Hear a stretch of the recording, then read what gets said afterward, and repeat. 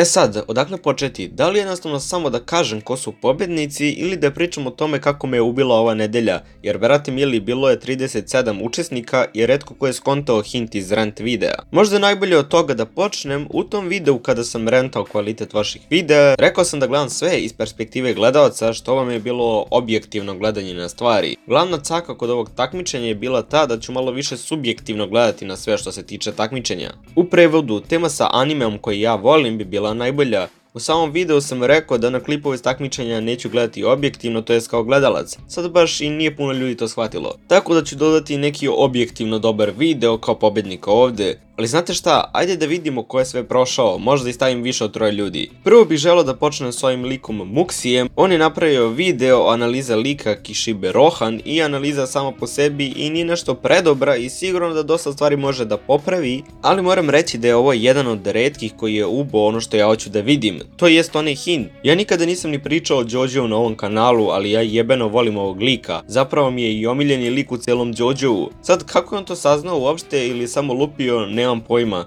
Tako da, video je overall jedan prosek po editu, kvalitetu mikrofona uopšte, ali brate, thumbnail je predobar. Mona Lisa u cosplayu Kishibe Rohana, genijalno. Znam da sam rekao da ne vrednujem thumbnailove toliko, što je istina, ali ovo se mora spomenuti. Te brate, je jebena Mona Lisa. Ovaj kanal kada sam pogledao je zapravo dosta dugo tu, možda i duže nego ja. I izgleda da najviše snima JoJo klipove i neka random mišljenja nekad. Tako da ako ste fanovi JoJo i raznih mišljenja o nekim animeima, pogledajte kanal. Sljedeći koji je uradio možda i najbolji video za ovo takmičenje je Stanko. Inače, ovdje baš i nema neke top liste, samo spominjem sve videe koji su mi zapali za oko. Stanko je uradio video sve o Tsutsuki klanu i ja baš i nisam toliki Naruto fanboy kao što znate, ali ako vas jebe u mozak to što Netskes ne snima, ovaj lik ovdje snima odlične Naruto videe i to radi dosta aktivno.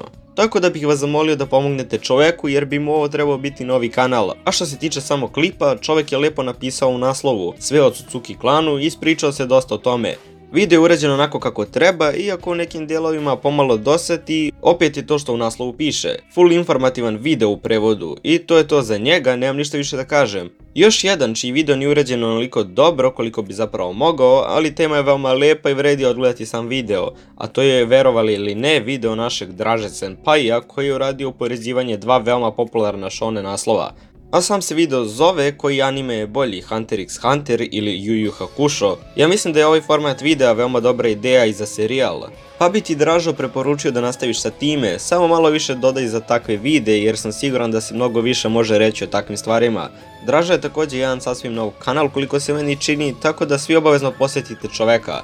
A ti Dražo, nadam se da ćeš snimati malo aktivnije posle svega ovoga. Tako da bi kanal Muxi, Stanko i Draže Senpai bili pobednici, da ja nisam troll i ubacio još jednu osobu. Što se mene tiče, baš i ne morate direktno da gledate ovaj kanal, ali ovaj video zlata vredi.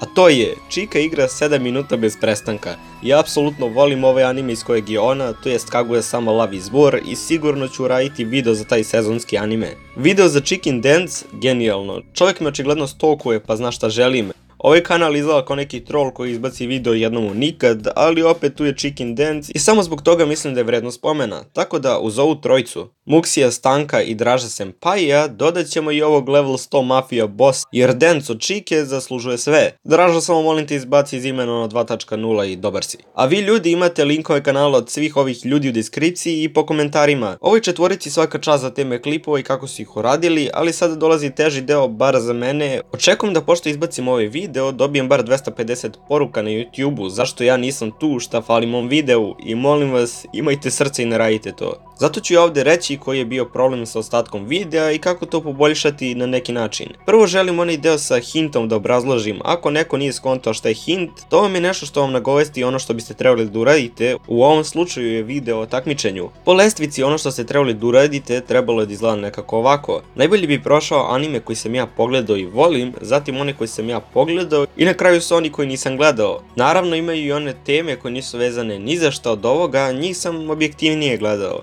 Neću logično komentarisati svaki video jedan po jedan, nego ćemo uzeti jednostavno tip videa i prokomentarisati kako ste to odradili. Prvi tip videa kojih je bilo nekoliko su bile recenzije. Bilo je par recenzija sigurno, ali nijedna nije bilo recenzija, sve su bile više kao neki review, a i kad je zapravo bila neka, onda je bio problem sa editom ili audijom. Svi ti klipovi u video recenzije su bili mali fail po meni. Čak je bio jedan brat koji izbacio video za takmičenje malte ne sat vremena posle mog videa, iako sam ja rekao da takmičenje počinje tek 24 sata posle ovog videa. Imamo također i par njih koji su totalno promašili sve živo što se tiče ovog takmičenja. Bilo je i par njih koji su prvo napravili video pa prebacili hashtag na drugi pa su to izbrisali. Kada je to bilo u pitanju, samo sam računao prvi video sa tim tagom. Da ne zaboravim i one koji su radili svoje top liste. Svi koji su radili takav video su sami sebe zeznuli sa naslovom. Jer vi uradite top toliko i toliko mojih omiljenih tema i vi u video uzmete i prepričate svaki anime i kažete radnju i tako to. Poenta vaše top liste je da vi kažete zašto vi volite taj anime, ne da vi ih dosadno prepričavate. Naravno bilo je dosta onih koji su se baš potrudili za video, ali opet je veliki problem kod dužih videa to što ako ste monotoni kroz cijelo video, onda ljude to malo smori, zar ne? Nisam stavljao vremensko ograničenje, ali izgleda da sam trebao, jer je to neke i najviše zeznulo izgleda. Jer ne možeš ti da uradiš duži video i da on u celosti bude zanimljiv. Jednostavno kada neko uradi duži video, to stavlja njega na rizik da video može da ima mnogo više grešaka.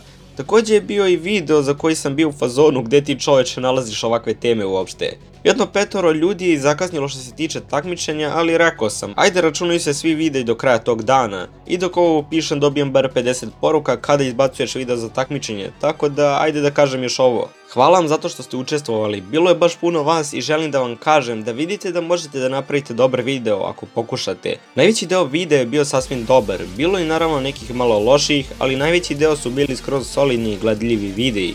Tako da nemojte da stanete tu, nastavite sa ovim ako volite ovo da radite, a vama hvala što ste gledali ovaj video, a mi se čujemo u nekom narednom. Pozdrav!